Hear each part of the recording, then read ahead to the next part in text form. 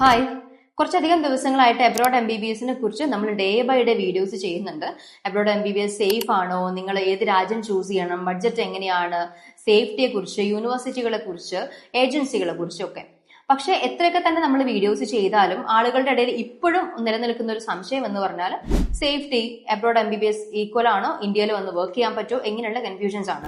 MBBS നിങ്ങൾ ഇന്ത്യയിൽ പഠിച്ചാലും അബ്രോഡ് പഠിച്ചാലും നേരത്തെ പറഞ്ഞതുപോലെ ഈക്വലി എഫേർട്ട് ഇടാൻ, ഇന്ത്യയിൽ നിങ്ങൾ നീറ്റ് എക്സാമിന് എത്രത്തോളം നിങ്ങൾ എഫേർട്ട് ഇട്ടും അത്ര തന്നെ നിങ്ങൾ എഫേർട്ട് ഇടാൻ തയ്യാറാണെങ്കിൽ മാത്രം നിങ്ങൾക്ക് പാസ്സാവാൻ പറ്റാവുന്ന ഒരു പേപ്പറാണ് അബ്രോഡ് MBBS നിങ്ങൾ പഠിച്ചെടുക്കുന്നതെന്ന് പറയുന്നത്.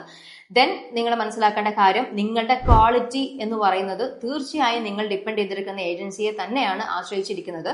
അത് വേറെ ഒന്നും കൊണ്ടല്ല, നല്ല എക്സ്പീരിയൻസ്ഡ് ആയിട്ടുള്ള ഒരു ഏജൻസിക്ക് മാത്രമേ നിങ്ങളുടെ ബഡ്ജറ്റിലുള്ള ഏറ്റവും ക്വാളിറ്റി ഉള്ള, അതായത് ഈ പറഞ്ഞ പോലെ NMC ഗൈഡ് ലൈൻസ് ഫോളോ ചെയ്യുന്ന, WHO അക്രഡിറ്റേഷൻ ഉള്ള, FMGE പാസിംഗ് പെർസെന്റേജ് കൂടുതലുള്ള ഒരു യൂണിവേഴ്സിറ്റി നിങ്ങൾക്ക് വേണ്ടി സജസ്റ്റ് ചെയ്ത് തരാൻ പറ്റുള്ളൂ.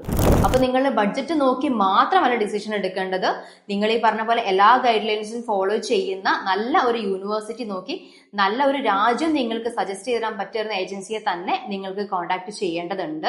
ദെൻ നിങ്ങൾക്ക് അബ്രോഡ് MBBS കുറിച്ചിട്ട് കൂടുതലായിട്ട് വിവരങ്ങൾ അറിയണം, ഈ നേരത്തെ പറഞ്ഞതുപോലെയുള്ള നല്ലൊരു യൂണിവേഴ്സിറ്റിയോ രാജ്യമോ സെലക്ട് ചെയ്യണം എന്നുണ്ടെങ്കിൽ ഞങ്ങൾ എയിംബ്രിഡ്ജ് എഡ്യൂക്കേഷന് 12 വർഷമായിട്ട് അബ്രോഡ് MBBS സ്പെഷ്യലൈസ് ചെയ്തിട്ടുള്ള ഒരു അബ്രോഡ് ഏജൻസിയാണ്.